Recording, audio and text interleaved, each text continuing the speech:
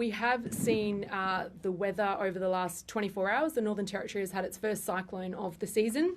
The Territory Emergency Management Act was stood up yesterday, which puts in place a Territory Controller, and the Emergency Subcommittee of Cabinet met yesterday and has again met this morning, and we've been fully briefed by the Territory Controller as well as the Bureau of Meteorology. The latest status is that Tropical Cyclone Ellie is likely to be downgraded as we speak to a tropical low. We did see it cross the coast in the Daly River region, impacting the community of Pepperminardi, Wadeye out to the west, and so far we don't have any substantial reports of damage from the cyclone. The Emergency Operations Centre has been stood up in Katherine. Our next focus is going to be, as that tropical low moves through the Northern Territory, a significant amount of rainfall. So I'd like to thank the residents in that Wadeye Daly River region. They listened to our authorities last night. For example, we saw the voluntary closure of one of the pubs early, getting residents home to safety, and it appears that there hasn't been any substantial damage, but it is important that we continue to listen to our authorities.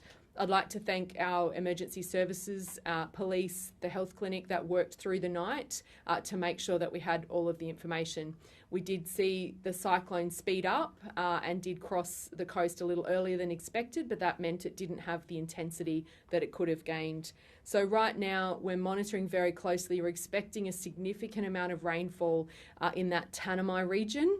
So Territory Controller will speak to that, but from a perspective of the cyclone, it's now going to be a tropical low dumping a lot of water on the Northern Territory, and as people are moving about for Christmas, our clear message is to please take care, heed all warnings from authorities, and really consider any non-essential travel. So I'll hand to the Territory Controller, and then we're both happy to take any questions. Thank you.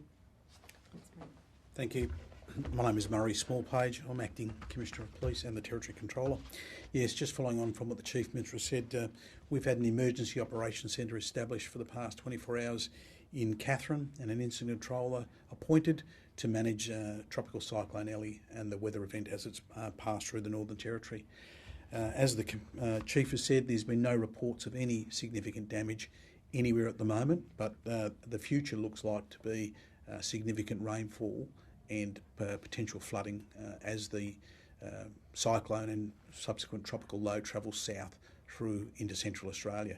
So the message really from me as the Territory Controller and to all our residents and travellers out as we step into the lead down to the Christmas period is just be careful if you're travelling. Flooded roads and the inclement weather conditions make our road conditions, particularly in remote locations, tricky. The last thing a Northern Territory police officer wants to be doing on lead up to Christmas is knocking on someone's door with some tragic news about a road death. Likewise, if there's messages around flooding, please take heed of prior advices around flooding. If it's flooded, forget it.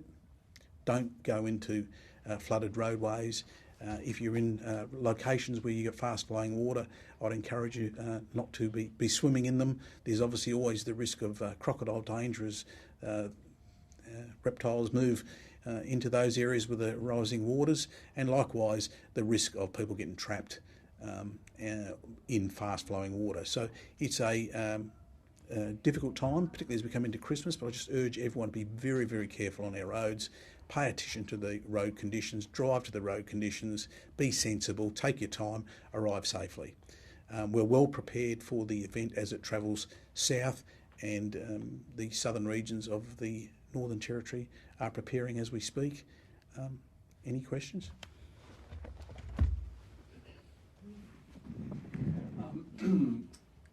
Acting Commissioner, the cyclone went very close to Wadeye and also Pepperminardi. There's been some troubles in Wadeye in recent times. What kind of impact, given there have been dozens of houses that have been destroyed there in the past few months or so, what kind of impact has that had on some of the emergency planning and the difficulties in ensuring people can seek shelter? So my advice from speaking, and I did this morning at 6 o'clock this morning, I spoke to the local emergency controller, which is the officer in charge of Wadeye Police Station, and there was adequate shelter for everybody in the affected areas. So that was the good news. We do have cyclone shelter capability. We didn't need to open them. My advice from people on the ground is that there were inclement weather, but it was not as severe as they anticipated, and really was viewed as almost like a normal tropical monsoonal type event. So again, there was no significant impact that I'm aware of from the community about displaced people, and everyone had shelter. And I can add further. And just to add further to that, Department of Housing have been working extremely efficiently to get as many houses ready to be occupied ahead of the wet season. We certainly knew that. And as the Commissioner has said, or Acting Commissioner, we had the school on standby to open as a cyclone shelter if needed, but we were advised we didn't need to do that. But we certainly tried to get as many as those homes, and I'm happy to get a specific figure off camera. Thank you. And we've, Chief Minister, we've also heard that some people in Pepperminardi, where the cyclone went right over the top, have been living in tents because of some tensions in the community over recent years. How concerning is it that some people are living in tents, and what are you doing to ensure there's some housing out there in the future? So we've worked extremely hard around remote housing and getting new builds as well as adding additional space onto existing dwellings. We do see from time to time in different communities issues that arise, and we work through those. We've been particularly focused in that Wadeye region. There's been mediation out there, and as I said, we've been working efficiently to get as many homes back online as possible to ease those tensions and pressures, and we certainly continue to work with the community. But the advice I've got is everyone was safe last night when we saw this cyclone cross the coast. In terms of flooding, that I assume is now the new concern going forward. Which particular areas are you most concerned about, and what's your advice to residents in those areas? So the cyclone or tropical low is predicted to head down Timber Creek and then towards Larjamanu Kalkaringi. So those regions, so that sort of west side of the territory, people should be really careful. But particularly the Tanami, we are predicting, or the Bureau of Meteorology, I should say, is looking at 200 to 300 millimetres of rain over the coming days, and that is a significant amount of rainfall. That is, months and months worth of rainfall is going to fall. So we need people to really consider travel. Is it essential? As we know, the Tanami is a dirt road, so we just don't want to have people in tragic situations where they're bogged and can't get through. Any other questions? Terrific, thank you. So just to our community, we will keep you updated. We'll be working throughout the Christmas period. Information will be available. I'd like to thank everybody from our frontline services and those that support them that stood up. Territorians do get nervous when we have cyclones, but particularly around Christmas, we do have a legacy in the Northern Territory. So thank you to everybody, and we'll continue to update the community.